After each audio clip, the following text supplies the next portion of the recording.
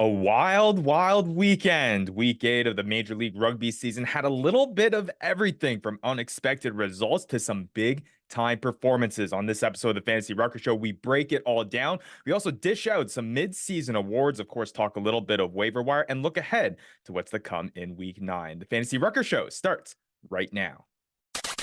Where rugby and the world of fantasy sports collide. Welcome to the Fantasy Ruckers Show, bringing fantasy rugby to the masses, talking all things rugby from the MLR to leagues around the world. We're on top of it. Headphones on, pads off. This is the Fantasy Ruckers Show. Now, here are your hosts, Ryan Yee, Matt Yee, and Devin Vanderpool.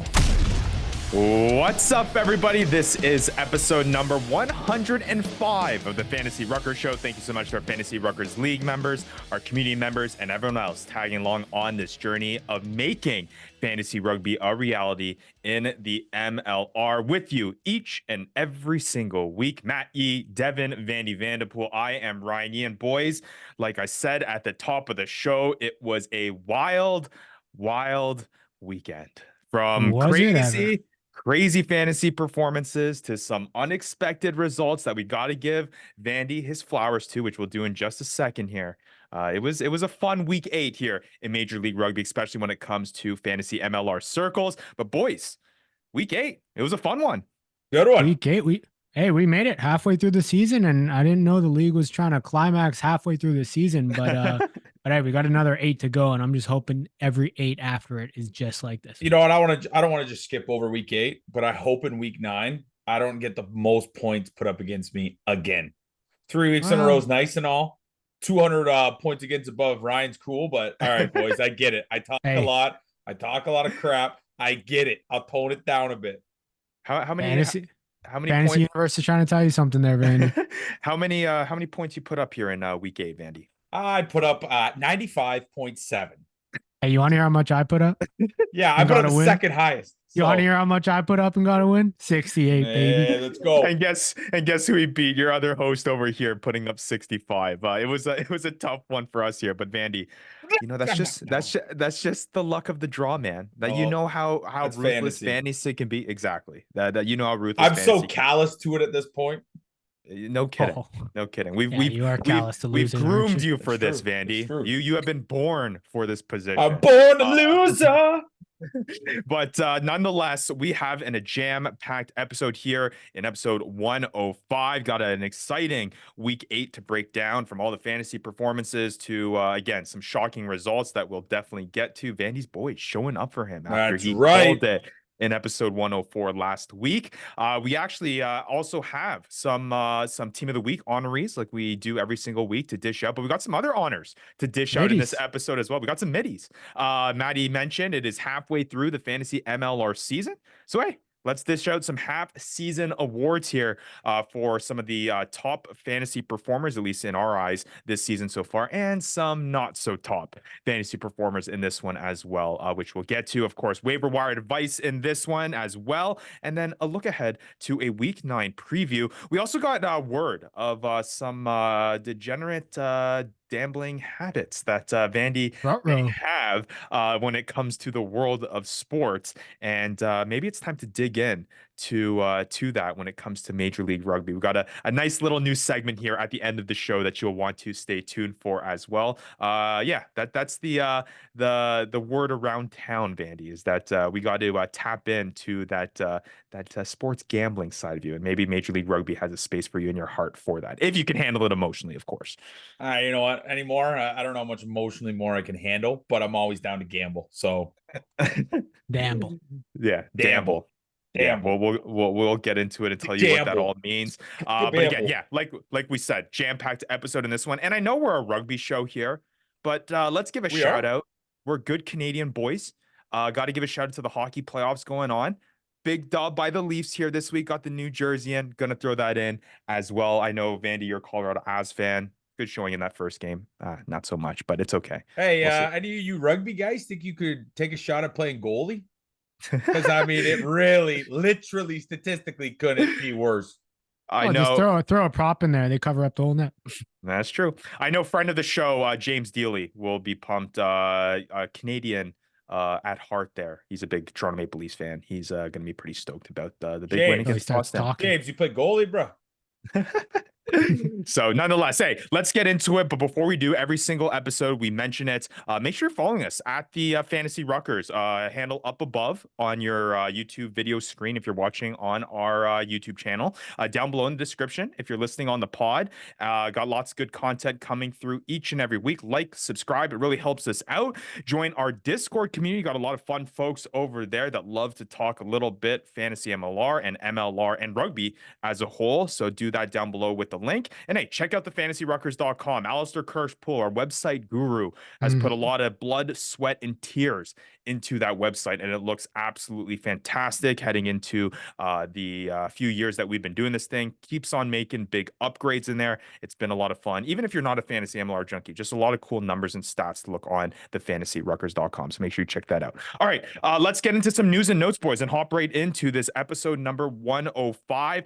Kind of a quiet week heading into the week 8 shenanigans when it comes to news and notes, but we do have some to go over. Not sure how fantasy impactful it is going to be, but nonetheless, we do have to mention it.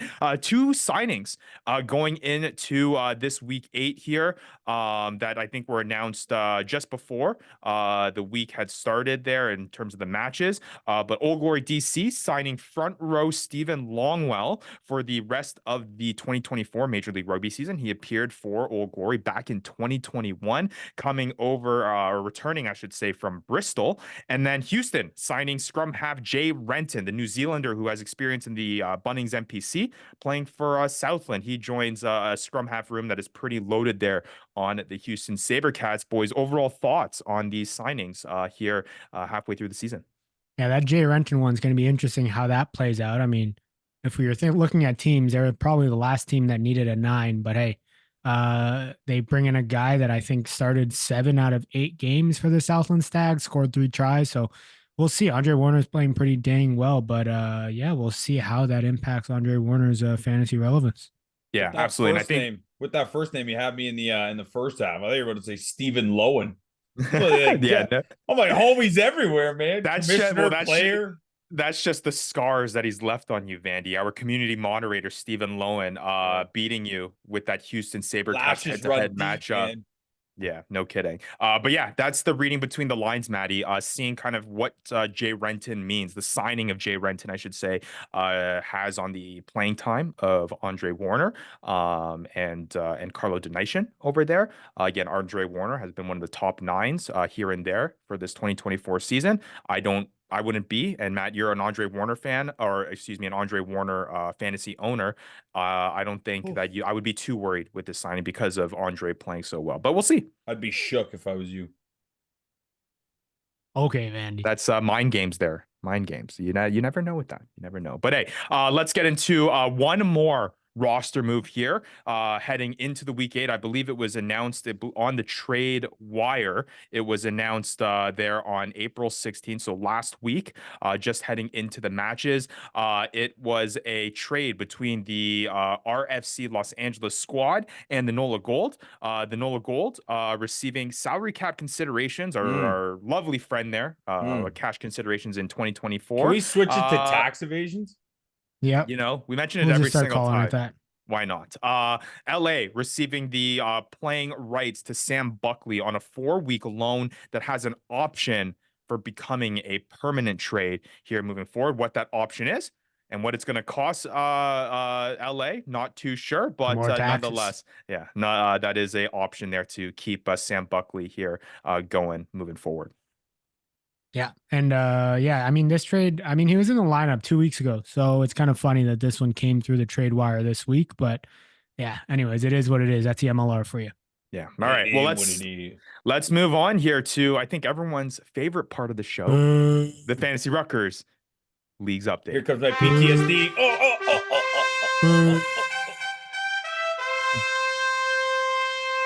Hear ye, hear ye. Guy stinks. Hear ye, hear ye.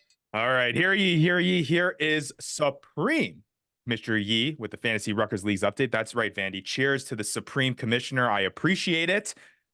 That's It some was my stuff to Oh, go I think offering. that over. was. It was my Yeah, offering.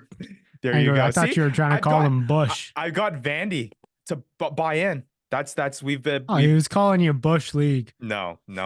We've been feeding the propaganda here on the Fantasy Rucker Show when it comes Not to me. getting the people on the Supreme Commissioner's I'm side. south of the border.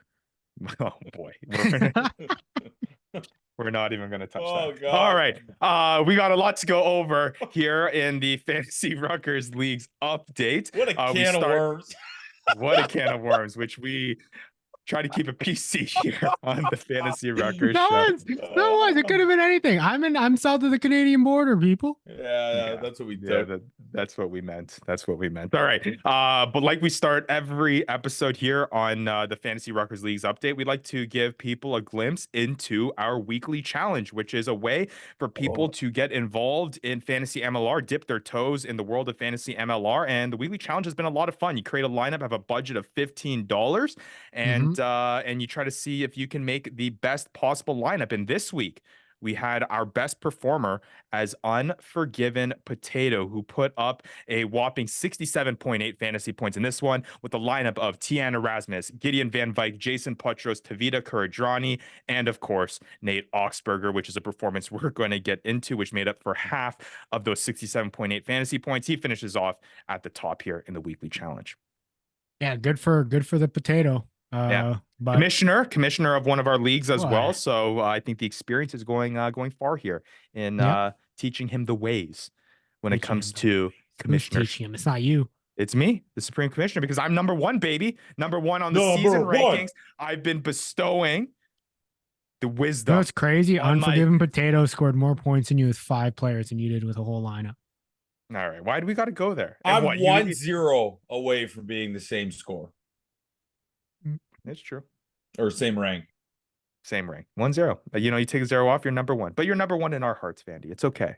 It's okay. Not mine. But nonetheless, I finished 11th. Maddie, you finished a little bit higher in 8th. You're second in the season ranks when it comes to the weekly challenge. And Vandy, it's all about consistency. Like you mentioned, you add a 0 on the ranking there. You're 10th this week. You're 10th on the season. We'd love to see it. You show up and you give people what they expect. Mediocrity. Yeah, it's great. I knew it. 500, baby. Hey, you sound like my high school teachers. All right. Oh boy. All right. Well, hey, again, join and participate in the weekly challenge. You can do that. Link down below in the description if you want to get your first taste of fantasy MLR. All right.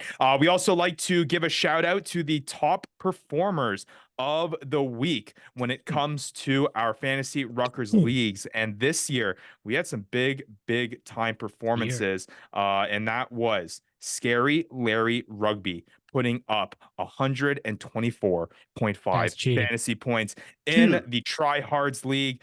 Pretty crazy that he did that there. He had a lineup of Dylan Fawcett, Frank Lockhor, Charles Elton, Connell Boomer, Luke Campbell, Philippe Echeverry, Tian Lutz, and of course, 2 of our biggest players of the year, or I should say in week 8, Michael Manson and Nate Oxberger, who both put up above 25 fantasy points, which we'll get into. But hey, congratulations to Scary Larry Rugby. We've been mentioning his name a lot here on the Fantasy Ruckers show when it comes to top performances. He's a pretty good team there in the Tryhards League. If I was in the Tryhards League, I'd be pretty scared of Scary Larry. Yeah, I would be too. I mean, he's pretty scary, and his name might be Larry. It might be Larry. All right. Well, hey, let's move it on here. And hey, you guys ready to talk some week 8 rugby and dish out some team of the week honorees? Let's do it. All right. Well, we like. Oh, you're not ready? What would you like to discuss about, Andy? I didn't think you'd end up like that. We're gonna talk about one of your, I think, highlights of the week. It might be the highlights of the season for you. Oh, we can't get there yet. Games. Not yet, but hey, we're still on Saturday. We're getting to it. So yeah, again, Carolina on bye, Dallas on bye. Got 5 matches this weekend. All started on Saturday with one of the best matches of the weekend. MLR final preview between the New England Free Jacks and the Seattle Seawolves. Pretty interesting match there, but it was the Seawolves that come out on top in the end, 29-21. They move up to 7-1 here, heading into their bye week here in week 9. The New England Free Jacks 5-2 now. Thoughts on this matchup here at a glimpse of what we could see in the 2024 MLR final? Yeah, I mean, what a defensive battle. If we're going to get that I mean, the first 20 minutes was just ridiculous. I think it was like 3-0 for Seattle Yeah. in the first 10, 15 minutes, and they were just beating each other up. None of them were really getting into the other 22. They were just running straight into each other and building phases and gassing each other out. And you saw, I mean, New England seemed to get tired pretty early. But yeah, I mean, Seattle got up to an early lead. I will say that their offense didn't necessarily look amazing. It didn't look extremely organized as it usually does. It was a little bit messy, but they still found a way to get it done despite New England starting to come back in that last 20. It seems like they kind of found some juice, and Seattle was really gassed by the end of the game. And you saw that when they were trying to defend the counterattack. They just had nothing left and resulted in some pretty big boy tries for New England Free Jacks. Man, I swear to God, you could put Reichert Hatting at wing, and he would do work. He would be It's true. He would be what John Ryberg was supposed to be our first year. Well, Yeah, you know what the difference is between those two, eh? Couple. We're not going to No, go I'm there. not saying it. We're not going to go there. Don't let Maddie that's bait the you. low-hanging fruit. I refuse. We're not going to go there. But yeah, Say one's in the league and one isn't. You're right. Except for 6 months. Oh boy. Well, talking about fantasy performances, boys, Reichert Hatting among them, but we got to talk about this guy named Wayne Vanderbank to start off with, because man, what a performance. And let's dish out our first team of the week honoree. I mean, he is our center team of the week with 20.3 fantasy points. He does it again in back-to-back weeks. In round 7, came off his high of 28.9. Vanderbank coming back out here in week 8 against the Seattle Seawolves, puts up 150 meters gain, a try, 11 tackles. He now has 4 tries in the past 2 games. Wayne Vanderbank is not the guy that you necessarily kind of thought about as one of the top guys in this New England Free Jacks center pairing from a fantasy perspective heading into the season. But 8 weeks into this MLR year, it looks like Wayne Vanderbank is the guy to have here when you're dealing with the Lou Milan returning from injury. Ben Lesage has not necessarily been up there. I mean, 5 straight matches here, double-digit fantasy point performances here for Wayne Vanderbank. 2 of them in the last 2 weeks above 20 points. It's incredible what Wayne is doing. Yeah, it's pretty encouraging. Oh yeah. But it's pretty encouraging seeing him put up these kind of type of numbers, even though New England Free Jacks offense were just making a bunch of mistakes all game. So, encouraging to see that he even reaps rewards when they aren't at the top of their game, and when they are kind of taking losses. So, that's a good sign. And New England Free Jacks clearly have a great little group of center combos there to choose from. And Wayne Vanderbank seems like he solidified himself as a starter in that New England Free Jack side. And it's funny because I think the consensus heading into that season, that kind of top tier center pairing was going to be Leroux Milan, Ben Lesage, but it does appear like you can't take Wayne Vanderbank out of the lineup now after these types of performances. No. Well, they could. It's the MLR. Question moving forward, though. I mean, as a fantasy manager, you're most confident when it comes to centers with this Free Jacks team. It's Wayne Vanderbank, even with the looming. I know Leroux Milan returned to the injury report this past week, but obviously there's a lot of hype about his return. I know I had him in my team, and I was very hyped when he came back. Hadn't had a big time performance as of yet. A lot of that could be due to him kind of getting adjusted and returning from that gruesome injury from the World Cup. But nonetheless, it does appear, even if Leroux Milan kind of has that ceiling and that kind of untapped potential that you could maybe reap the rewards from later in the season, Wayne Vanderbank is still the option to have even when Leroux Milan's in the lineup. Yeah, it seems that way. I mean, we saw that last week, and I think the week before potentially. But yeah, it seems like he still finds a way, and the New England Free Jacks, they clearly are using Wayne Vanderbank in their offense, even when Leroux Milan's in the lineup. So that's kind of a good sign to see for Wayne Vanderbank owners. And then one more team of the week honoree to hand out here in this match. Again, on the New England side, let's give it out to Caleb Geiger, who was a monster there. Big boy. Big boy getting that try there. I don't think that guy has ever run that fast in his life, but he did it, and it ended up being 71 meters gained, a try, add 5 tackles on top of that, coming off the bench, 13.1 fantasy points. Hey, kudos to Caleb Geiger for turning on the Jets and looking like a wing there for a brief moment in the 10 seconds that he had to run his fastest he ever has. He's got that runaway from cop speed, where all of a sudden it's like you turn on another gear, like you're scared about something. That's what that was. And then that dive, that Superman dive in there, beautiful. Yeah, that was good. 10 out of 10 there. Whose dive do you put higher there? Tony Pulu's dive from earlier in the season or Caleb Geiger's? Ooh, Geiger, big boy. I'm biased. Big boy tries there. That is fair enough, but my favorite part of the dive is when the big boys lie on the ground after because they gassed themselves. No, I think it's because he smashed his dome off the ground. Yeah, I mean that too. That's a lot of surface area to hit off the ground.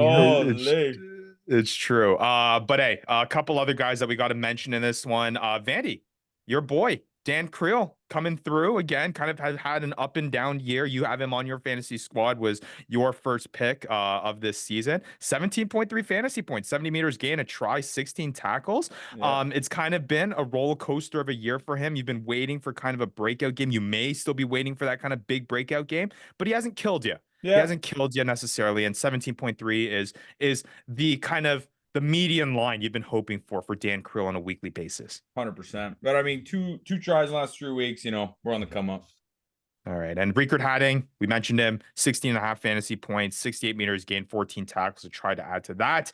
And then a couple free Jacks guys that we want to mention, 14 points for Mitch Wilson, 13.8 for Jason Potros, who put in 2 conversion kicks. And then we got Vian Conradi, 11.9 fantasy points for him, has 4 straight games with double-digit fantasy point performances, 15 tackles, kind of a marquee, low risk Vian Conradi play like you expect when you drafted him.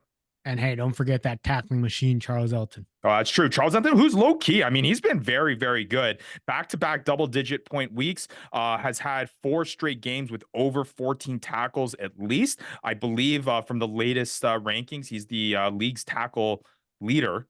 And I mean, just a really cool, consistent fantasy asset to have for those managers who do own Charles Elton. You can really just lock him in, expect 10 points from him at the very least, and you move on.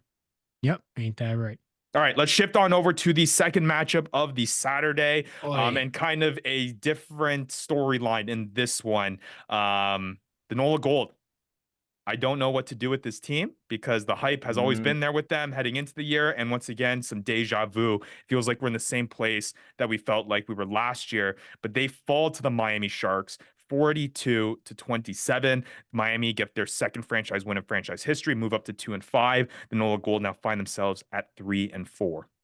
Yeah, I mean, I don't know. NOLA just they just find a way to just beat themselves and shoot themselves in the foot. Yeah. Offensively, they have these spurts. They look good at times, but once they get put under pressure, they just don't know what to do with the ball, and they just I don't know what it is, but they continue to come out flat in second halves. The discipline issues really racked up this game. I mean, Ardejo was an absolute beast at the breakdown, but like I think Vandy brought up last week, it's like this NOLA side just loves taking breakdown penalties, and they just got to figure it out. So, yeah, I mean, Miami, I think they deserve the kudos here. They dominated the scrum. They definitely like outplayed this NOLA defense.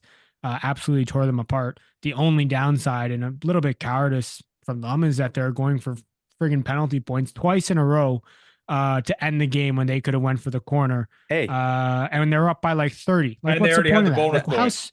They already had the bonus point. How dumb? That's second? Got to lock in that second franchise win. It's important. What are you going to lock in? It's the 80th minute, and they score a try. You still win. What are you locking in? I'd like to see some better heart out of NOLA, to get in those dirty areas, continue good play. But honestly, in that offensive zone, within their 5-meter line, their forwards are just stagnant. They're waiting for the ball to come at them instead of trying to read the play.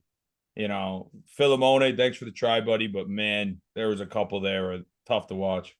And I think the big question here, that I think turns the conversation to what the heck do fantasy MLR managers do here with the fly half situation in NOLA? Oh, Because Vandy, you called it last episode. You said, "Oh, we talked about Dorian Jones being one of the top pickups for the fly half position heading into this week 8." And then all of a sudden, the lineup comes out and it's Reese Botha that's starting at the I 10. literally said last week, I'm like, don't Reese both to start. So, I mean, what do you do as a fantasy manager when you just can't? It's really a lost cause. If you are a Rodney Iona owner, because he was, I think consensusly we can all agree was the top fly half that was selected in drafts on this NOLA side here, the highest out of the 3 that were picked.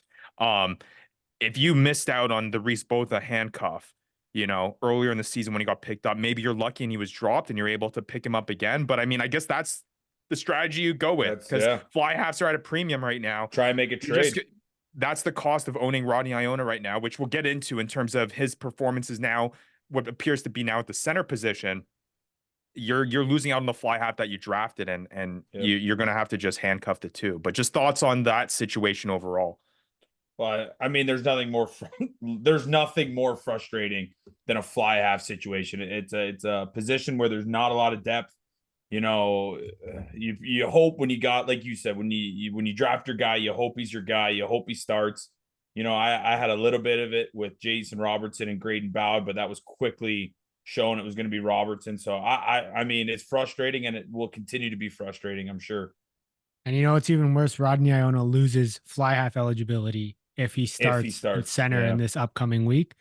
So that'll be something to watch for sure for Rodney Iona managers. And you're going to have to figure out and playing a kind of a game of like, who do I have to take a chance on and starting? Because if not, then you have to hold all 3 of them, and all of a sudden you're stuck. Yeah, was Iona kicking at center?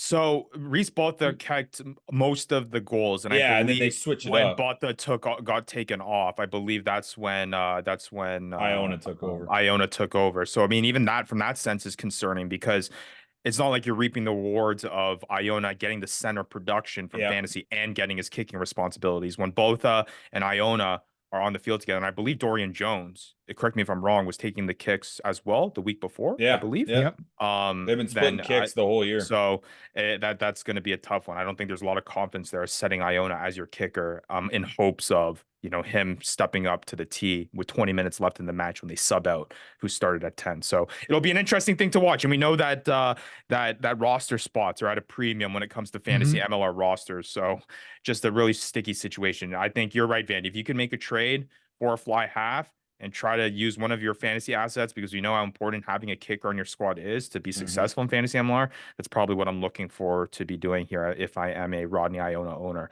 All right. I just got one shout out. I got to say, Michael Hand, the player that's on the 4-week rental from Chicago. Beautiful try, and shout out to the sketch finger point. Hey, brother. There you go. 15.9 fantasy points for him. It's funny because despite a high scoring game, like 42-27 is a decent amount of points. There weren't that many points handed out fantasy wise in this one. Again, Michael Hand was the highest in 15.9 fantasy points, had 78 meters gained and a try in this one. Some other guys here, Jonah Moe, good to see him back from a fantasy perspective. 14.4 fantasy points there in the 49 meters he gained and the try. Nick Gregg, Matt, your start of the week, 13 fantasy points for him. And Vandy, you mentioned Taniela Filimoni with 12.1 with his try as well. Thank you. All right, let's shift on over to the last match of the Saturday. Old Glory DC taking on the Houston SaberCats. And did I not tell you guys last week?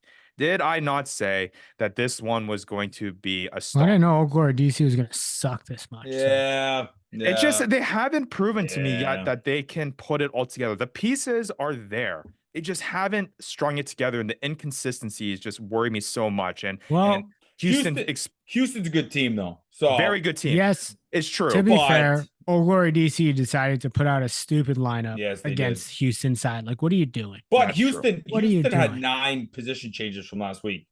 Not necessarily but Houston put out position changes. Houston put out their big boy lineup. Yes, Houston put out their big boy lineup. I knew when I see Dom McKean on the bench, I'm like, that got Maddie fired up. Yeah. Well, it led to a big time win here, 38-17 for the SaberCats. They moved to 6-1. Old Glory DC falls to 2-3-2.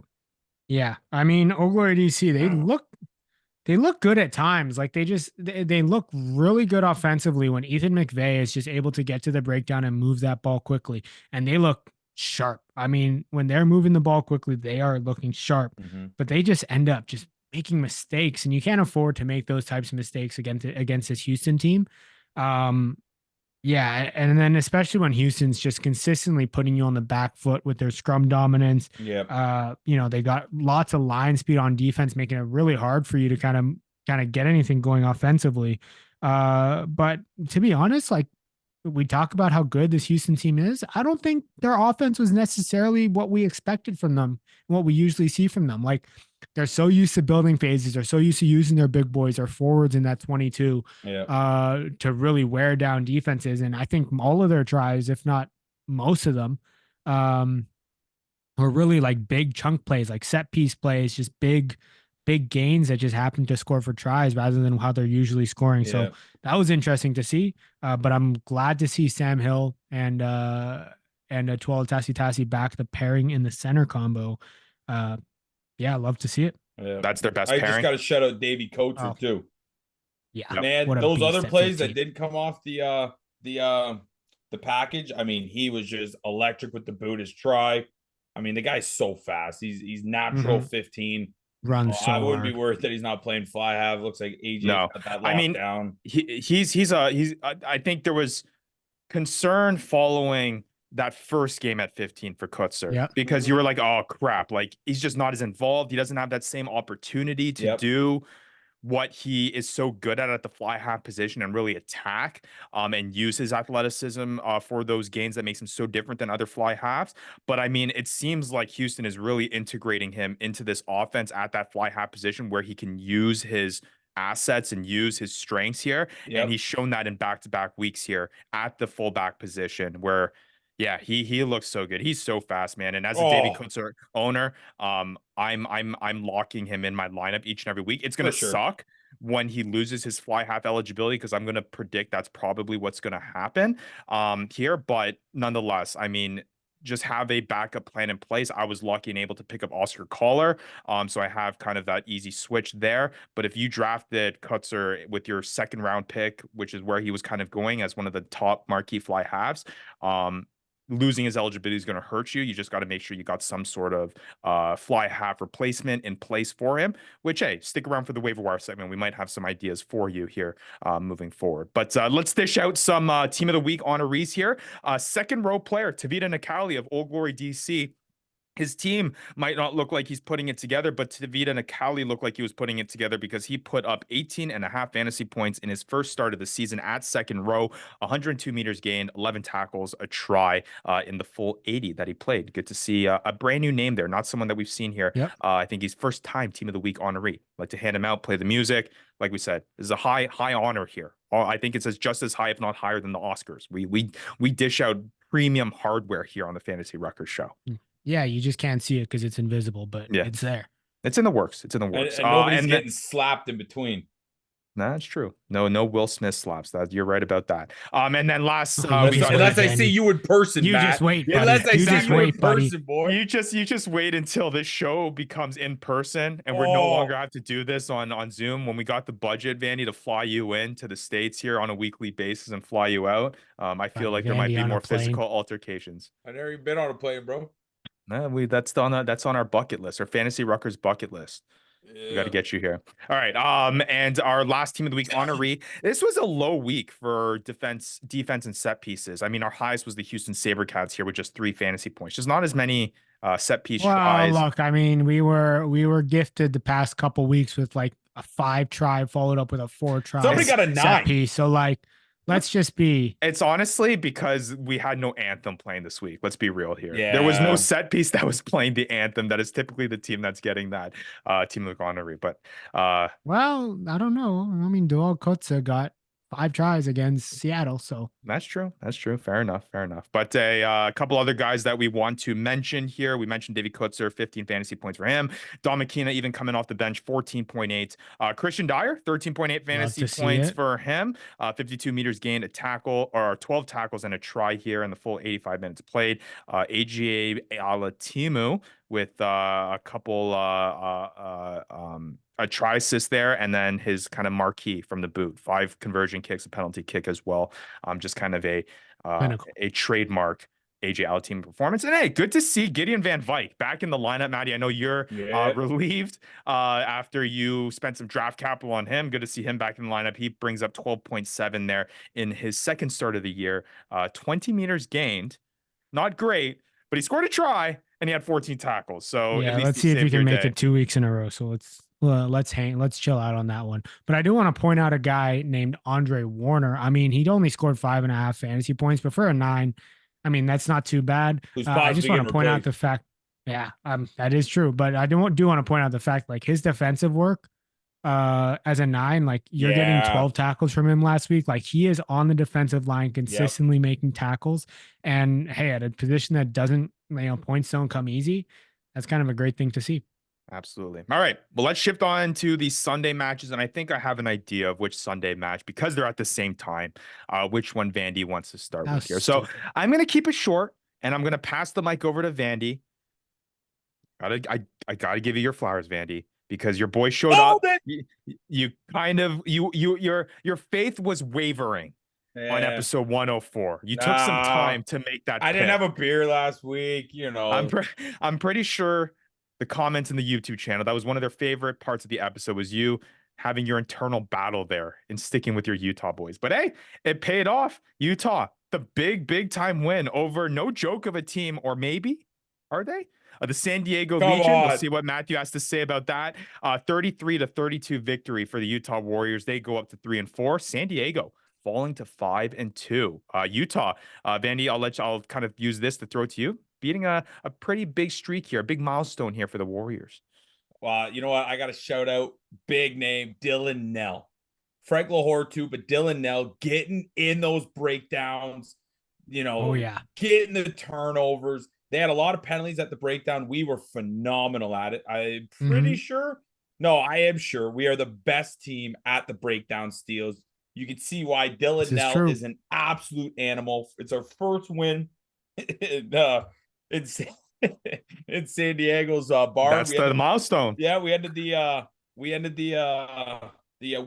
home win streak there. I mean, just a quick little one at the 17-minute mark. I just got to say, great defense. We pull up a yellow, 2 stops within the 5-meter line. I mean, beautiful play. Hodgson, you know what? He had a redemption game. He had a bad miss right before half.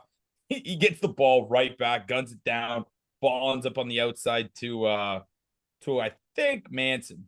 Pretty sure. But honestly, great game. Legion played good. They just undisciplined. Way too many penalties.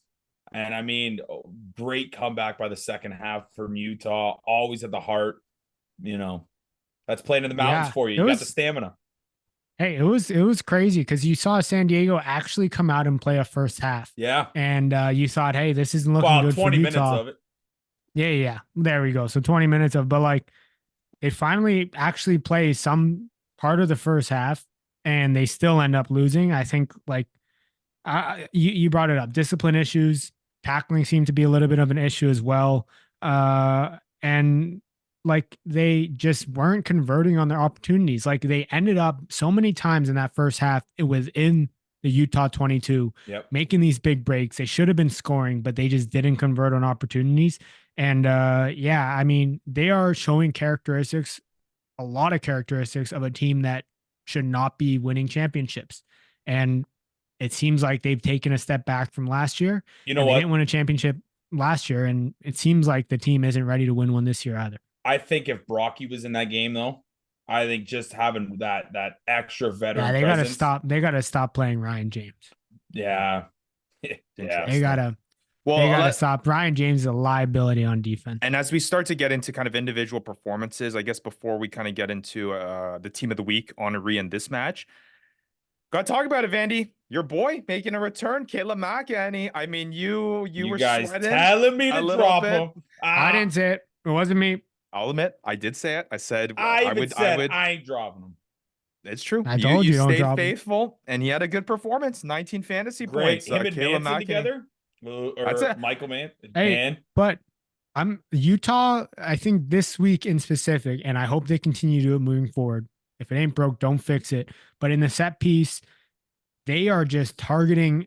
Like it seems like their ideal is just let's get McEnany and Manson space. Yep. Let's give them space and let's let them run. And you see it with so many times. There was one where they switched it back and just gave Manson like 15 meters of running space and said, "Hey, take the ball, do something with it." Yep. Yeah. But so many times where they're like using Lasike as and Mika Kruse as well, like these two hard runners coming at you, and all of a sudden Lasike turns into a playmaker, and McEnany and Manson have like half the field to run and have a gap, like a huge gaping hole to run through. So I hope they continue to do that. And if they continue to do that, McEnany and Manson are going to be deadly pairing both on the field and in fantasy. This is the first time we've fielded that lineup with Joe Mono, Kruse, all the boys, CK, Manson, and McEnany. So I mean, if that's how that offense looks with them, there's no reason to switch that up.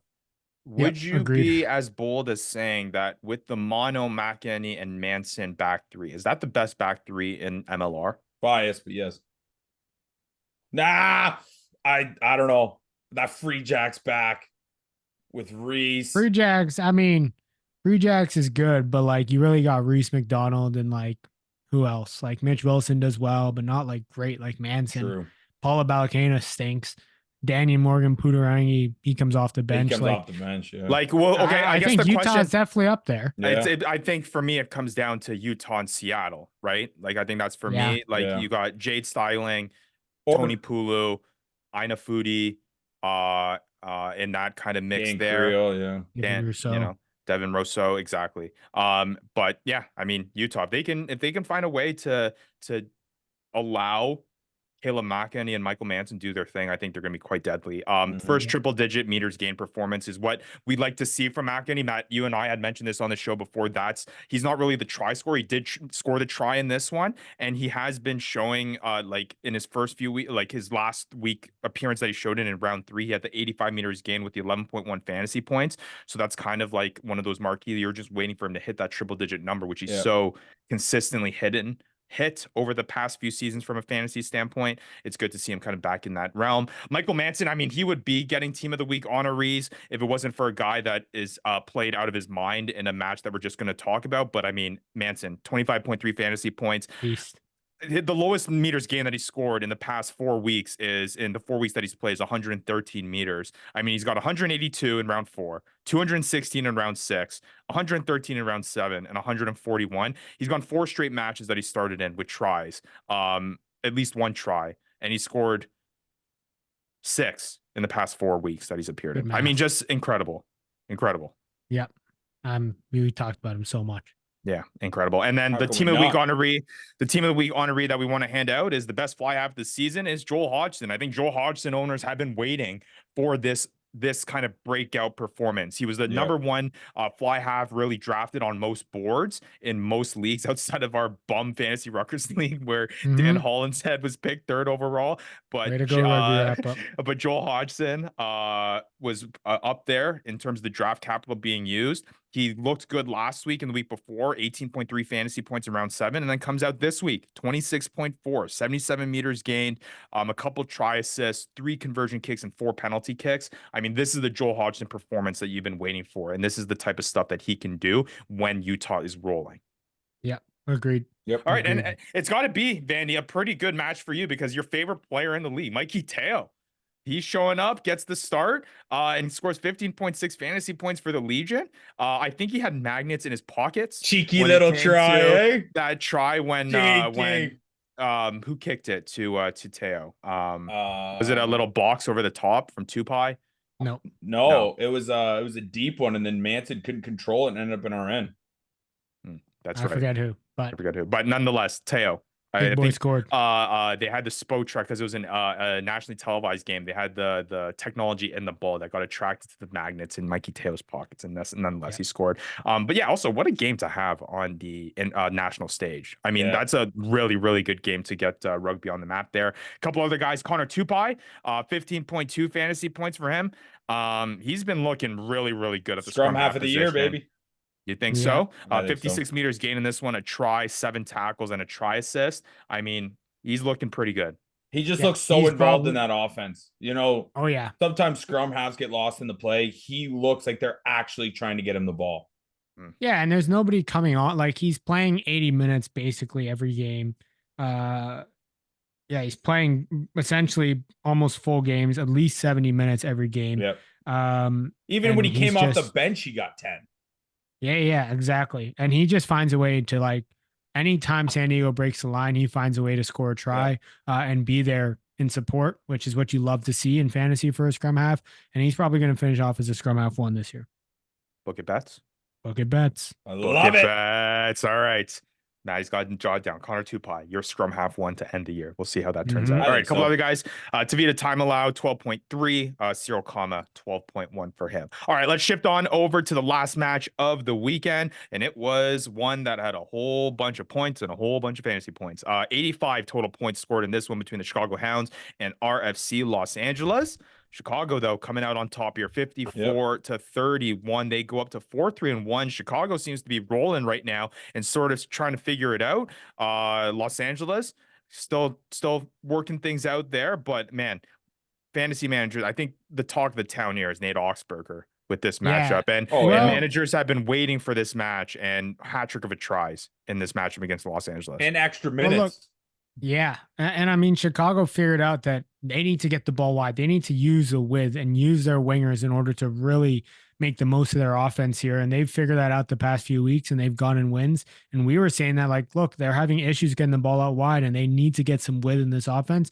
And they're doing it. And you saw that on full display against LA.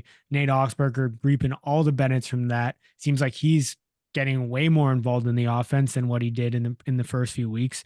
So that's great to see for Augsburger fantasy managers.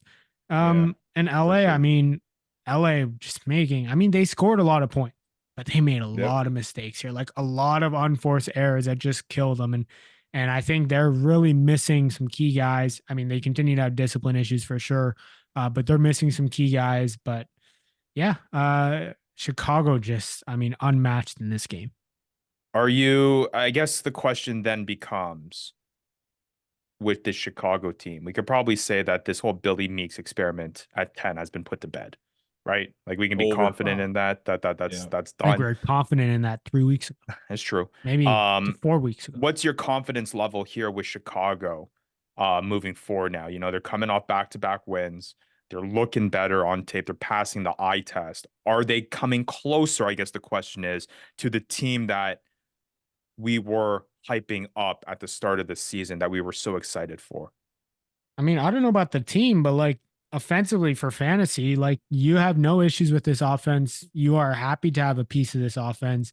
You look at guys like Noah Brown, like a guy who is just there and is getting so much opportunity just because he's on the wing for the Chicago Hounds. So, yeah, I think the offense really bodes well for fantasy.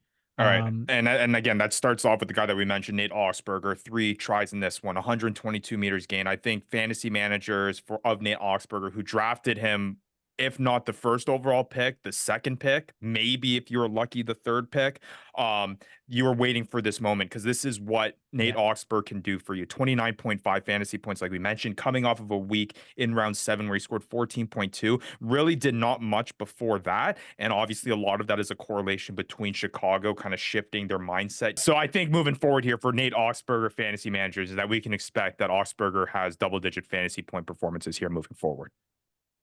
Yeah, I mean, you hope so. That's what you're hoping for, but we'll see. We'll find out. I mean, at least he strung 2 good games together, right? Yeah, and correlated. I think that's the thing, though. Correlated with this improved offense team. of Chicago, right? So, like, you're kind of thinking here, okay, because they're improving, so will Nate Oxberger's fantasy point performances. A couple other guys you got to mention. Hey, Semi Kunatani has been a great asset here for fantasy managers. He's gone 5 straight games with double-digit fantasy point performances ever since he started at the back row position for LA. Coming off his high of the season with 22.1 fantasy points, 125 meters gained, a try, 17 tackles, and a breakdown steal. I mean, Semi Kunatani, he's and now a yellow card. And a yellow card on top of that. I mean, he would be inching in on that 30-point performance, over 25 if he hadn't got that yellow card. But yeah, Semi Kunatani, a guy that I think you're very happy having on your squad right now. Might be even a league winner. Yep, for sure. Definitely love having it. Rory Van Voot, 17.6. He was one of Matt's waiver wire pickups a little while back, which if fantasy managers listen to that advice and put him in your lineup, you were had a nice additional 17.6 fantasy points for your squad. I said he was my start of the week from our next level fantasy Ruckers analytics. If you didn't know that was a thing, it's a thing now. Expanded the team. Our very own Nick Johnson is now part of the squad. Check that out coming up down the line here with in-depth fantasy analytics here from the Fantasy Ruckers. The Chicago team, for some reason, has been allowing the most fantasy points to the 9 position. It might have been a cheeky fantasy try by Niles Saunders, by him that tap and go, but nonetheless, he took advantage. 16.8 fantasy points for him, 65 meters gain a try, and 11 tackles. Yep, he's looking good. He's looking good. I mean, Scrum have 2 on the year so far, so that's pretty impressive. Do you want to talk about Luke Carty, Matt, or should I move on? The Carty party. Well, I mean, look, there's a lot of noise on this Discord. Yeah. Right. If you've been on the Discord, you've been seeing a lot of noise slandering Luke Carty and the fact that he stinks. And hey, I don't even love the guy that much. I don't think he's amazing. Do I think he can get the job done for the Chicago offense with the guys around him? Yes. And I've been preaching that. And clearly he was able to get the job done, not just on the field for Chicago, but also in the fantasy realm. And he played pretty well. And I think he probably silenced a lot of those. I didn't see a lot of chatter about Luke Carty over the past week after that game. So he definitely silenced some of the haters on that Discord channel. Now, Chicago is going on the bye this upcoming week, but I think the interesting question will be, does Luke Carty deserve a spot on fantasy rosters once he comes back? I don't think he's worth holding in the bye week, but we'll see whether or not he's a conversation that we have in 2 weeks' time. But yes, team of the weeks in this one, though, Semi Kunatani, we mentioned 22.1, team of the week back row, scrum half Niles Saunders, 16.8 for him, team of the week, and then team of the week back 3, Nate Oxberger with his 29.5. All right, well, other honors that we got to start dishing out here in this episode, mid-season, halfway through the fantasy MLR season. Why don't we look too far ahead here and try to talk about some guys that we think have been absolutely killer, or maybe not so killer here halfway through the year. And we'll start off with our Middy MVP, our mid-season MVP award. And I think all of us are in consensus here with who this guy is, because he's been pretty electric here 8 weeks through the fantasy season. Yeah, I mean, look, Reese McDonald, we're talking about only in an eight-week span. It might look different by the end of the season, but according to my book, it bets he's going to finish as a back 3-1. And he's had an absolute stormer of the first 8 weeks. He's been dying down, coming back to reality in the past couple weeks. I mean, past 1 week, really. But yeah, it really helps when you put 40 points in your first outing to really help you kind of be that MVP. But he has just shown up, and nobody has really come close. But we have Michael guys, Manson. Hey, I was going to say, we got guys that are kind of creeping up. Breathing down his neck at this point. It's true. So we'll have to see. It'll be a tight race for the back 3-1 or for the MVP by the end of the season. A large part of his production was obviously from that massive first round game. I think it's still our fantasy scoring high of the year so far, with his 40.8 in round 1, where he scored 222 meters gain and 3 tries against the Anthem, right? It was that tune-up game against the Anthem to start off the year, I believe. And I mean, he's looked electric. And again, I think when it comes to the back 3 position, you're going to have those ups and downs, because you can't expect them to score a try every single match. It's not a coincidence that his 2 lowest of the year, round 4 and round 8, were games that he did not score a try. Almost every other one, except for one, he scored a try in that one that has led to a easy double-digit fantasy point performance for Reese McDonald. Again, on a good squad, a lot of confidence in him. He's our consensus MVP between Matt, myself, and Vandy here halfway through the season. But where we're not so aligned here is our biggest sleeper of the year. We're a guy that kind of got overlooked here in our draft season, a guy that we didn't really have on our radar, heading into the year, at least as high as we should have had. Maddie, start with you. Who's your biggest sleeper of the year?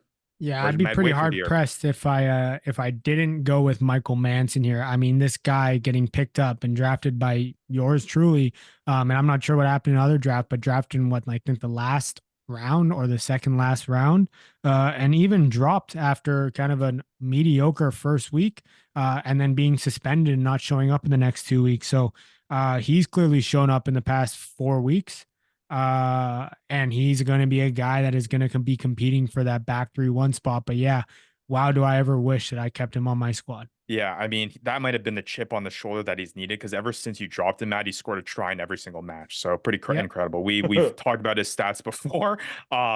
My book at bets, I think Manson will finish higher than Reese McDonald at the end of the year. If that's back 3-1 is to be determined, but I do think that Michael Manson will end the He year finished higher than back than a 3-1. Reese McDonald. No, I'm saying, back 3-1A. I'm saying that maybe Reese doesn't finish off as back 3-2. Maybe he's back 3-3, and Michael Manson is back 3-2.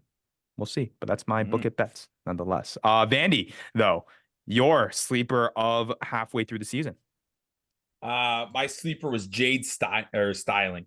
Stigling? I think Styling, right?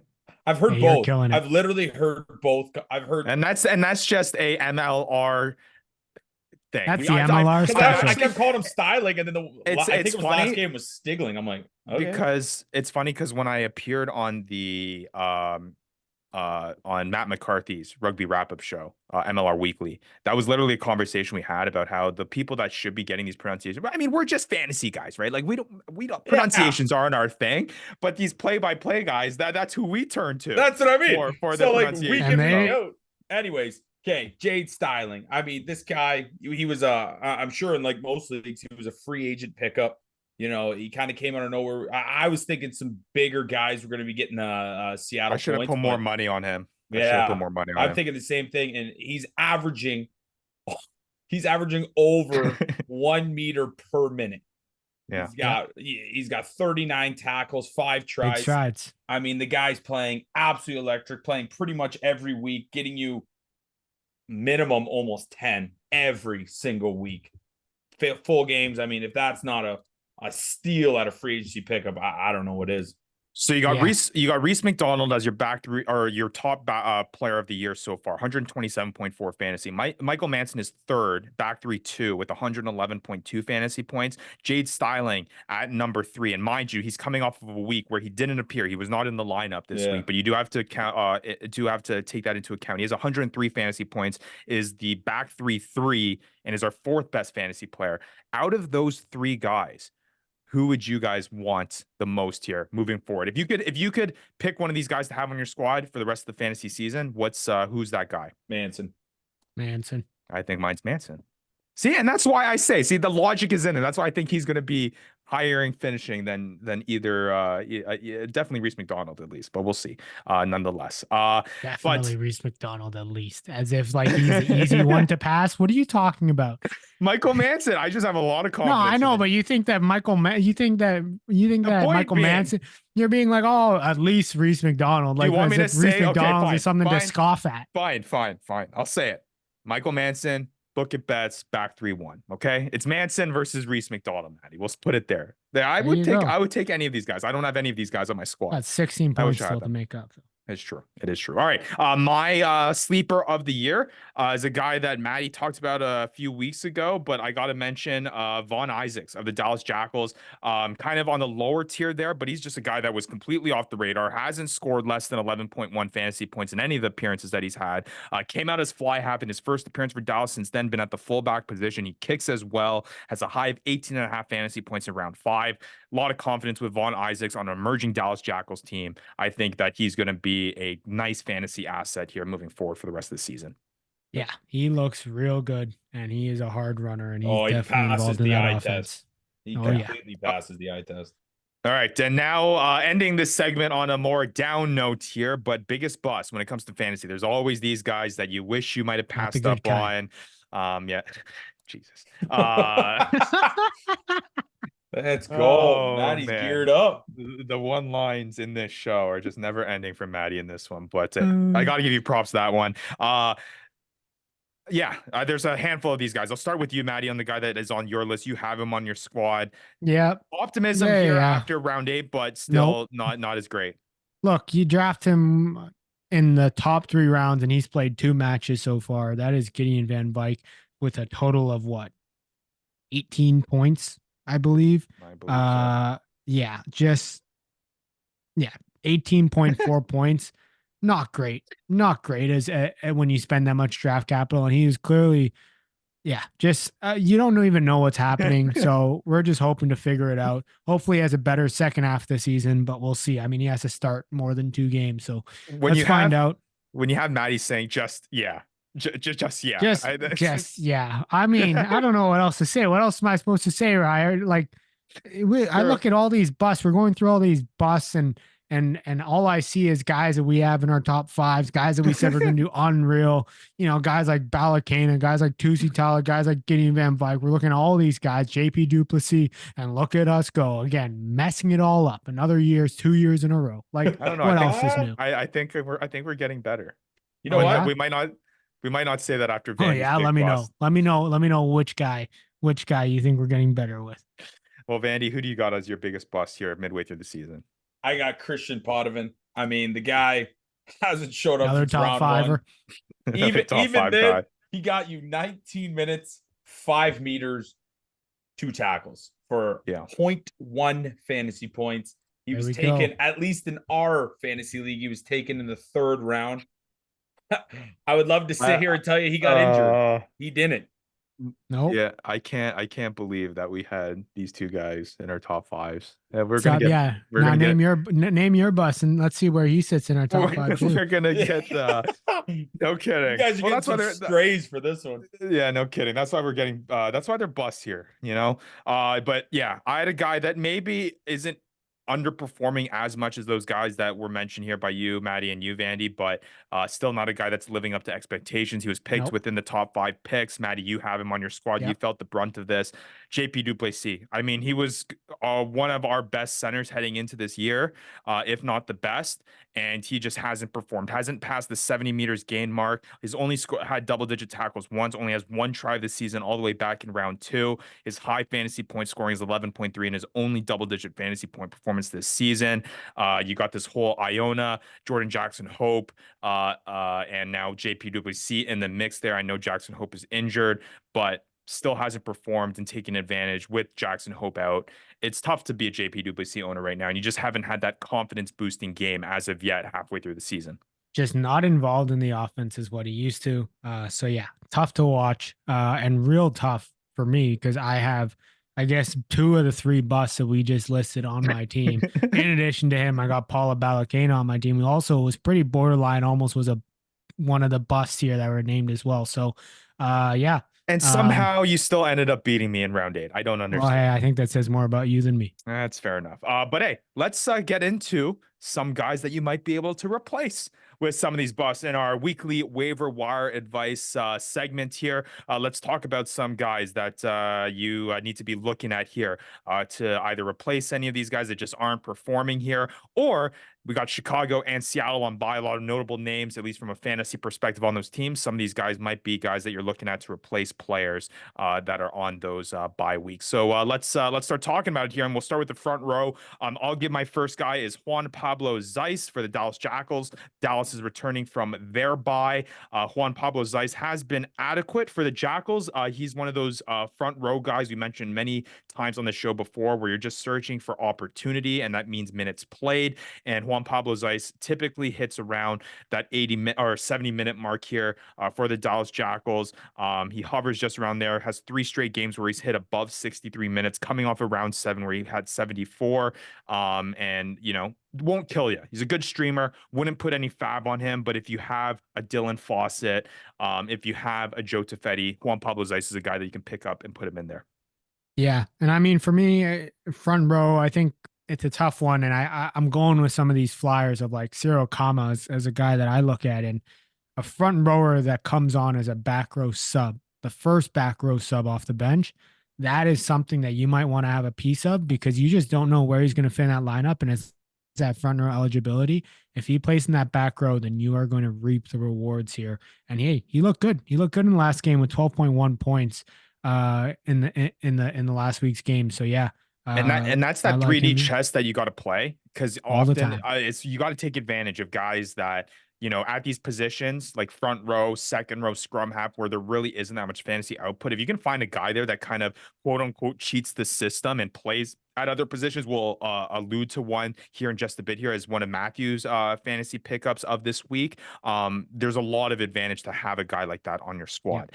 Shifting on over to second row, my second row pickup of the week is Ricky Rose of the Miami Sharks, 23.9 fantasy points. A lot of hype heading into this season with this player. Big boy. Coming off of his high fantasy point performance of 7 fantasy points in round 8, he started 3 straight matches, 4.6, 4.5, and now 7 fantasy points. Has had 2 out of those 3 games he's passed the 70-minute mark. He played the full 80 back in round 5, double-digit tackles in back-to-back matches, even added a try assist here in round 8. I think this is where we start to climb up the Ricky Rose hype train. You want to hop on it now. I would actually put fab on this guy. I would probably put maybe 5% of your fab here for Ricky Rose if you're a second row desperate needy team. This might be a guy you kind of pick up, stash, and see what he does here towards regular rest of the season, because with all the projections of this guy making an impact, a highly touted prospect in his first year, I think Ricky Rose could do really, really well here the rest of the season. Yeah, no Sam Gala though. But still potential. There's potential there that you're buying into. Yeah, I've got Malcolm May here for my waiver wire pick. I think, and I'm going back to the same thing. It's like Malcolm May is playing both back row and second row. He's still got that second row eligibility. If he ends up playing in the back row, that's going to be a guy that you're going to want to start, just for the sake of being able to have an opportunity to get back row points at a second row position. He looked good in the last week. I think he got around like 8.1 fantasy points. So looking good for him. I wouldn't put any fab on him at all, but I think it's just something that you can try to take advantage of heading into the following weeks.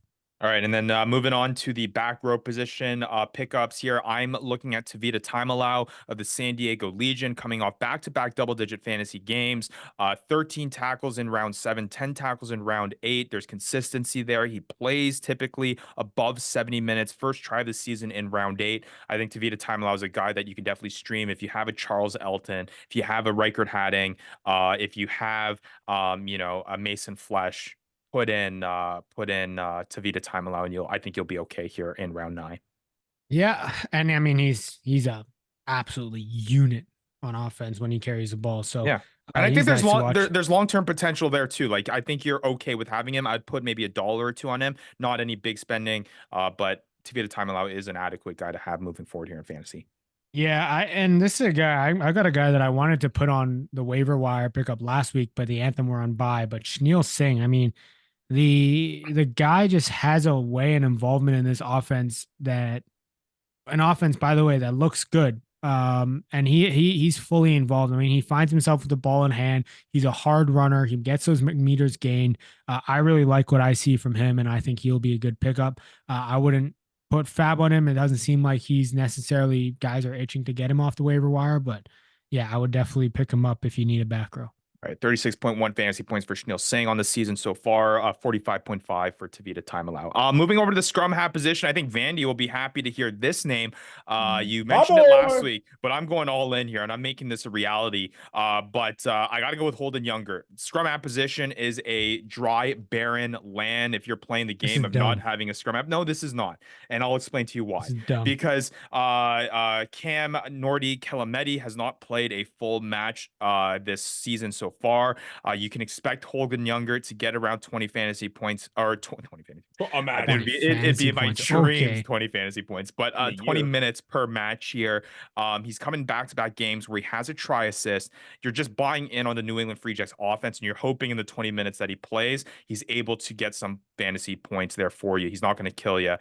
He, again, just a streaming option. If you have JP Smith, if you have Nick McCarthy or Jason Higgins, this is a guy that you can kind of slot in there, hope to get a couple points from, that you're not absolutely burning it, an empty scrum half position there if you have the roster spot there for a streaming 9. Holden Younger, bring back the chops. Maybe they'll add a couple fantasy points there for you. I know Vandy wants it.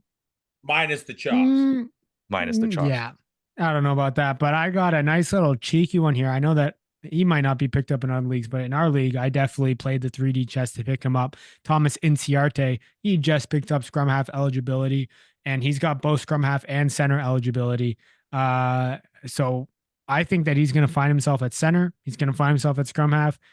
when he's at scrum half, he seems to put up a good amount of points still. Like the last week, he put up 10.1 fantasy points. And then when he's at center, you're getting that kind of opportunity where he's going to have the ball in hand and be having opportunity to carry the ball and be getting center points in that scrum half position. So picking up Inciarte if he's available, I would definitely kind of put some fab on him just for the fact that you can kind of, like you said, right, cheat the system with him in your lineup. All right, and then moving on to fly half. Mine's kind of a longer play pick and a perspective pick if you have the roster spot space on your fantasy team. Again, fly half.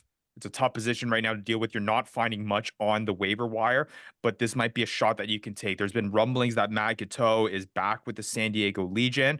I know Lincoln McClutchy has been playing well there, but San Diego is coming off of loss. There's a reason why they brought in Matt Gateau. He's a marquee name.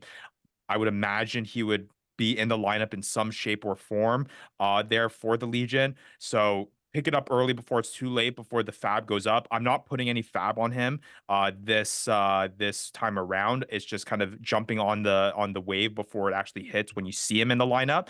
If you pick him up this week, see if he's in the lineup for San Diego. If he's not, maybe you drop him if you need something else, but just something maybe as a longer term play if you have the roster space. Hasn't appeared yet in the season so far, but who knows? Yeah, he's still drunk in Hong Kong, but I've got Matt Antichev for my fly half start or start fly half waiver pickup. What are you laughing at, Andy? Yeah, you know, I want to be drunk in Hong Kong with him.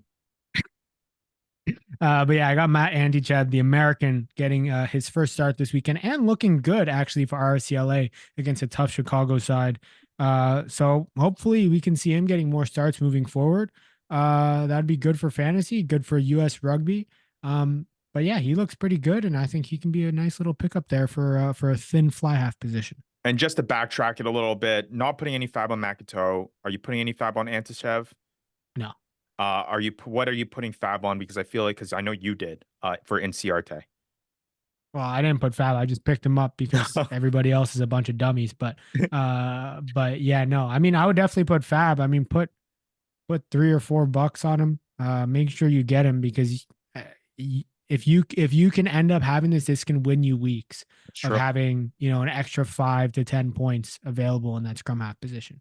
All right, and now to the center position, I'm going with the guy, Maddie, that you know personally, Seth Purdy of Rugby Football Club Los Angeles. Let's go. He's starting to emerge a little bit here. Has made some consistent appearances for LA, and he's a young kind of one of those young guys that has potential. And if he can just find his footing here, maybe you can ride that wave when he starts to pick it up here. Hasn't really busted out with any big time fantasy point performances yet, but again, just back-to-back week starts, is approaching on the double-digit tackle mark, is just trying to get his way. He had his first 73-minute match there for LA.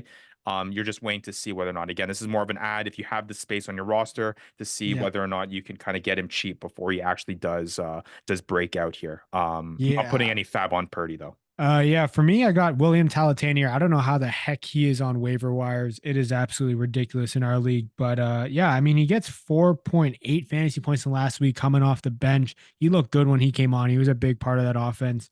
So I can see him continuing to be a big part of that offense moving forward.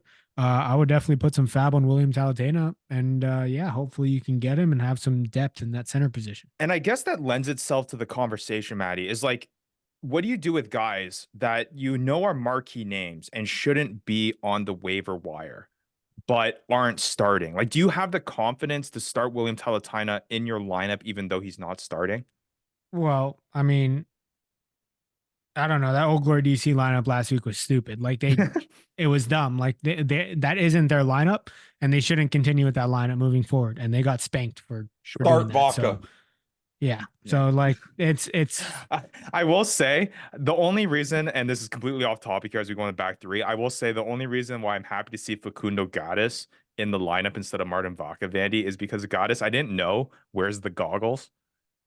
He did look cool. He looks like those the rugby glasses. It's pretty jokes. Yeah, it is pretty funny. But all right, I originally thought he had tape, like a blindfold over his eyes. I mean, just about. Yeah. All right, back three position here. Marcos Young for me of the Miami Sharks, 50.1 fantasy points for him. He just looks fast, and he passed the eye test for me. Again, back three players, especially off the waiver wire, is kind of like a a shot in the dark. He plays the full 80 minutes. He's a consistent player for Miami. He only has one try in the season. I expect that to be a little bit more in the second half here. I'm not putting any money on Marcos Young, but he's a guy that can help you out here if you're looking for a guy to play this week. If you have a Jade Styling, if you had a Tony Pulu, if you had a Nate Oxberger, he's a guy that you could probably pop in your lineup and have a little bit of confidence in to get you some points. Yeah, and for me, I mean, I couldn't put this guy in last week's waiver wire because Dallas was on bye. But Nick Ben, I mean, I like the way that he was involved in that offense. I like the way that he looked in the last game that he played. I think he's going to continue to be involved in that offense, and a Dallas offense that you definitely want a piece of.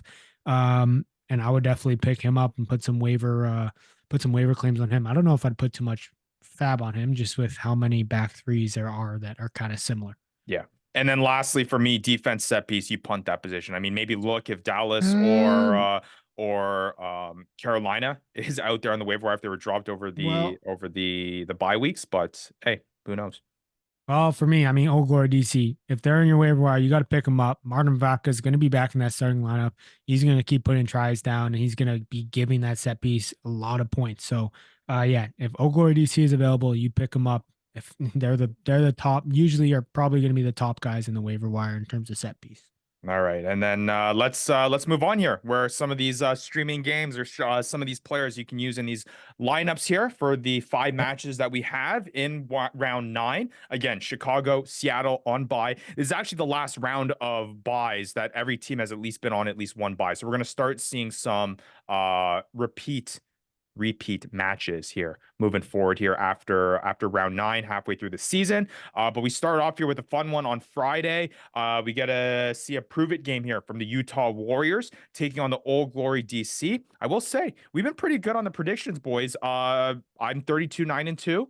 Maddie, you're right behind 31-10-2. And Vandy, big week. I think you won this past week 27-14-2 with that upset win there with the Utah Warriors.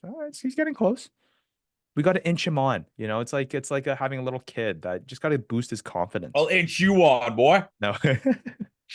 All right. Well, hey, Utah Warriors, let's start off. Let's see whether or not you have that same confidence that's going to get it back into that realm of the 30 wins here that you guessed correctly. Utah Warriors or DC should be an interesting one. Again, I think it's a proven matchup here. Yeah. All right. No surprise there, pal. No surprise there. Utah's but yeah, gonna smoke them. I'm telling you right now, it's tough. We win by 14. Book it, bets. There we go. Hey, it was it's tough though. I mean, like you look at this Utah offense and to see that in the way that they performed against the San Diego Legion side, to think what they could do against this Old Glory DC side. Yeah, it's tough to go against Utah here. I'm going to go Utah as well. I will go Utah as well in this one. I'm very, very excited to play if they have that same lineup in the back 3 with Mono, McEnany, and Manson. I'm excited if I have any of those guys. Those guys are locks here. You can probably see them whether or not they're in the starts of the week. I might have McEnany in there if that's the case. All right, all across the board going Utah here. Shifting on to the next matchup here, the first one of the Saturday, 7:30 p.m. Eastern time. Anthem Rugby Carolina takes on the NOLA Gold at home. Anthem still searching for their very first victory in franchise history. NOLA faltering here. I don't know, boys. I think this might be the week. Call me crazy, but I think I got to go Anthem here in this one. I really want them to get their first win, and I think it might be against this NOLA Gold team that is struggling. No. Yeah. What were you going to say there, Vandy? What are you doing, What Matt? are you going to say? What are you going to say? Nothing. I mean, I don't want to see a team go completely defeated this year. And if they're going to do it, they're going to do it this week against NOLA. I'm with you, Ryan. I think Anthem's going to take a dub here. I think they're going to tear up this NOLA defense. And I think NOLA is going to be completely flat come the second half. And the Anthem is just going to absolutely fly. All right, Vandy, we got 2 Anthem on the board. What's up with Fido? We're going to figure out. But you can mark it here. If Fido is starting, he's going to have a big game in this one. Yeah. That is maybe even Taniela If Filomoni, I knew Fido honestly. was playing, if I knew he was playing, I'm going NOLA. Well, we know what league, what realm we live in here, Vandy. That information is you not don't know available who's to playing. us. No, you know what'll happen? Somehow Fido and Filomoni will be out. I'm going Anthem. All right, Let's across the board so go. far, all of us on Utah's train, all of us on Anthem's train here, 2 weeks, 2 matches It's in. so boring. Let's move into the third matchup. Dallas. At the same time, 7:30 p.m. I'm getting them in Eastern before time. you two. Dallas Jackals taking on the Miami Sharks away from home. Dallas 3-4, Miami 2-5. Yeah, I'm going Dallas in this one too. Off the bye, they looking good moving forward. They look scary, man. They're Off the actually, bye, Dallas is hot. Their offense is hot. yeah, they are, man. Hard to go against Dallas here. They Yeah. look good. And Ryan, being our in-house Dallas Jackals fan and bandwagoner, Boys. I know that he went Dallas. But yeah, I'm gonna also go Dallas. Boys, how far have we come? Dallas last year, we were laughing at them. We were doing all I this. know. And now we're like, And man, they look so good. the lore when it comes to Dallas Jackals is kind of funny because you go from them on the what was it, the platform, and half their team fell off of it and they had those injuries, and then they draft Sam Gala last year. They still don't look great, but Gala looks great, and now look at them. They're growing up. Makes me so proud as a possible Dallas Jackals fan. I don't know. We'll see. But all right, across the board here, Dallas Jackals. Fourth match of the weekend, second on Saturday, 8 p.m. Eastern time, or I should say third on Saturday, 8 p.m. Eastern time. Houston SaberCats taking on the San Diego Legion, which should be a fun one. I think this is spicy. SaberCats 6-1, Legion 5-2. I think we're gonna find out a lot about this Legion side in this matchup here. Yeah, should be a good one. I don't know. This Houston SaberCats team is really hard to bet against, especially if they're going to get their big boy lineup in there with Alatimu at 10, Sam Hill, Tuala Tasi, and Kutzer in there. As long as Vanderskiff and Dominic. Vanderskiff is at 13. They're getting their butts whooped. Yeah. But the San Diego side, like we said, not a championship team right now. This Houston side, they're very much the opposite. They are looking like a team that is ready for the playoffs, that is ready to make a run for the championships. I'm going to go Houston here. I think they're going to take a nice little dub here and play a full 80 minutes, unlike the San Diego Legion. I'm going Houston as well in this one, Vandy. You have to. I said they're going to be in the Shield this year, man. They're unstoppable. All right, we're all the same on the board here. Pretty chalk moving in. I know this one's a pretty easy week here. Well, we think that, and then all of a sudden we're going to be hit with a week 9 that's just crazy. With the way this Major League Rugby season has been going, I wouldn't be shocked about it. But last matchup here, RFC Los Angeles taking on the New England Free Jacks. The lone matchup on Sunday, 6:15 Eastern time. I'm starting all my New England Free Jacks, that's for sure. This Los Angeles team's still figuring out. They let up 50 points against Chicago. So I mean, look, hey, even with if Los Angeles, whatever the heck their name is, has Co, you're still picking New England Free Jacks. They don't have Co this week, and I'm going with New England Free Jacks, and guys are gonna feast just like the way that Chicago did. I'm going New England as well. Yeah, easy money. Free Jacks. All five And I'll add a spicy tidbit: 25 points from Reese McDonald. Okay. All right. I hope I'm not going against Reese McDonald this week. But hey, for how this Major League Rugby season has been going, there's going to be some sort of upset in this one. It's been a fun season too. Like there's just been a whole lot of unexpected, a lot more parity in this year. I feel like it's been, I think, the most exciting MLR season to watch, which bodes well for exciting fantasy seasons as well. We'll see. I'm sure we're going to be wrong in at least one of these. So we'll see how we are. But hey, I'm pretty confident this week in these matchups. But something that Vandy is even more confident in is some of the some of the sports gambling he does on a weekly basis. And Vandy daily basis. Being a sports betting aficionado in-house here and all the other sports, we said, I think it's time to get Vandy involved here in the sports betting landscape when it comes to Major League Rugby. And we asked the people, we asked the Discord community, where can we get this done? And there is an outlet for Vandy to do that north of the border in Canada. So we got our new segment here on the Fantasy Ruckers show. We got our own version of Triple D, and that's Devin's Degenerate Dambles. We're going to have this each and every week. We're going to see how Vandy's able to do when he puts his money where his mouth is, puts it on the line here, and sees whether or not he can earn a little bit money and make him feel a little bit better when he's getting his butt kicked with 200 extra points being scored against him each and every week in fantasy world. Damn right. You know what? You know what I'm going to do from now on? I'm just going to look at the other guy's lineup and be like, all right, book it bets. Let's go. Yeah. So you got to win one way, right? You either winning in fantasy or you're winning in your degenerate Dambles here this season. But it should be fun, Vandy. You excited? You nervous, or what's the feeling here? Well, I mean, I'm doing it regardless. So that is true. All I gotta say is, if you lose money and you took my word, you did it to yourself, man. That's fair enough. Any early? I know the lines don't come out until closer to the matches here, but I mean, any matchups kind of tickle your fancy here? Yeah, I got a sweet little parlay. I got a sweet little tasty parlay here. I'll parlay in the Free Jacks, Houston, and Utah Warriors. Easy. How do you put Anthem in that, and your odds will go up? You just that wait. Payout will go up. You just wait until Vandy comes off this first week of just tearing it up and winning so much money, and he thinks that it's a cash cow. It's a cash cow. I'm waiting until this next week where he comes in hot in this segment, and he's just like, boys, I found the path to riches. It's Major League Rugby betting. Hey, all of a sudden, my backdrop changes. I'm no longer in a house. It just keeps changing to like more degrade. I'm like, oh, please, guys, listen. This is a lock-in bet. Yeah, so we'll see, but this should be fun. I know a whole bunch of our Fantasy Ruckers community takes part in a little bit of sports betting on the side with Major League Rugby. So once again, Vandy, our guinea pig for Fantasy Rugby, is now our guinea pig for way to go, Vandy. MLR with our Triple D Devin's Degenerate Dambles. Should be a lot lot of fun. Here in my cars. But, yeah, no kidding. We're taking you to gambling town. Betting town. We're taking it to gambling town. Gambling here town. at Devin's Degenerate Dambles. That's on point. But it should be fun. But hey, fun episode here, boys. Had an exciting week. Gave out some middies. Gave out some Team of the Week honorees. Look forward to round 9. Had some good advice for the people here. Another job well done here on episode 105.